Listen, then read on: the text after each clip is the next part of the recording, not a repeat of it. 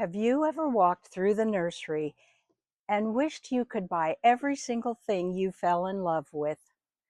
Me too. But for most of us, that's just not possible. So in this video, I'm going to show you what I did instead. And this has been the most killer idea I have ever tried. It's a do-it-yourself propagation box, but I call it my own personal free plant factory. You could say I'm on a mission to make everything I do in my garden cheaper, faster, and easier. So instead of just telling you about the propagation box, I want to show you how I got those two boxwood for free by taking cuttings off of this one, how I got this one for free by propagating this one, plus a couple tips and tricks to make sure you're successful when you're setting up your own free plant factory. Let's go. So to get started, all you need is a plastic tub of some kind. I got these at the dollar store and I think I paid $1.99 for them. I've seen this technique used for houseplants, but because we're using it for outdoors, we're going to drill holes, and plenty of them, in the bottom.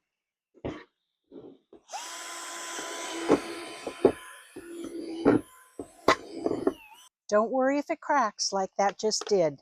That probably only adds to the drainage. So I've got my holes, but I've got plenty of cracks too. Now let's put a few holes in the tops. That ought to do it.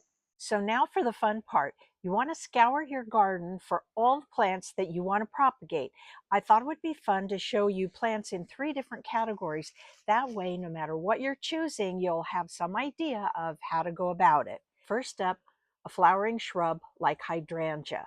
So hydrangeas bloom on this year's wood, and it's softer and greener. Last year's wood would have been stiffer and brown, so it would not have been very flexible. This is this year's wood, and you can tell because I can easily bend it, and that's what you want for propagation.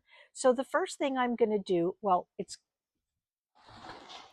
going to go in this box. So I want to cut it short enough that I'm going to be able to get the lid on. So let me show you up close what that looks like. Here's my hydrangea. And as you can see, here's a joint or leaf node. Here's a joint, here's a joint. Where I want to cut it for best propagation, this is the part where new roots are going to come out. So I don't really want to keep all this stem. I want to cut it fairly close to the end because that's where I want the new roots to come out. If it's too tall for your germination box, you can always cut it down a little bit because you have another leaf node right here, and it'll work just as well.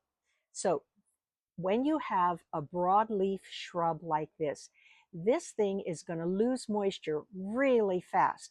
So I'm going to remove some of the leaves in the middle because I would rather the plant focus the energy on producing new roots than I would growing and getting bigger. I don't need it to do that. I'm also going to remove some of the foliage because I don't need this many. And to reduce the water loss, I'm going to cut each of the remaining leaves in half. And that's going to ensure that even though it's in a propagation box with high humidity, it's not going to dry out. So that's what a prepared cutting looks like for a leafy or a flowering shrub. Now, while I'm preparing the others, I'm going to keep this hydrangea wet. So now, the boxwood. Boxwood is a little bit different, but in a way the same. You can see that this is a little bit woody and stiff. If I tried to bend this, it would just snap right off. Whereas this part is soft and pliable. So that's the part I want. So I'm going to just take off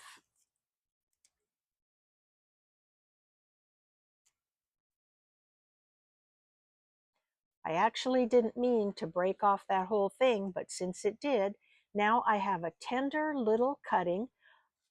It's all soft wood, so that's just perfect. And I'm going to pinch out the top of each of these because, again, I want this little cutting to focus on giving me tons of roots. I don't need it to continue growing. So there's my prepared boxwood, and I'm going to put it in the water as well and keep it moist. Ground cover. I use a lot of ground cover in my garden.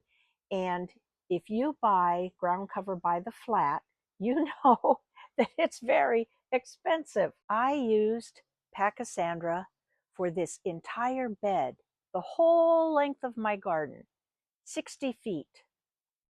And you know that these flats, I think this is 20 by 20. If I bought this every time I wanted to extend my ground cover, these run between $35 and $40 for one flat. So you can see why learning to propagate is so much fun and so valuable. You can just get more and more creative when you don't have to worry about the budget. I'm going to use the same technique. I'm going to strip off the lower leaves, pinch out the growing tip,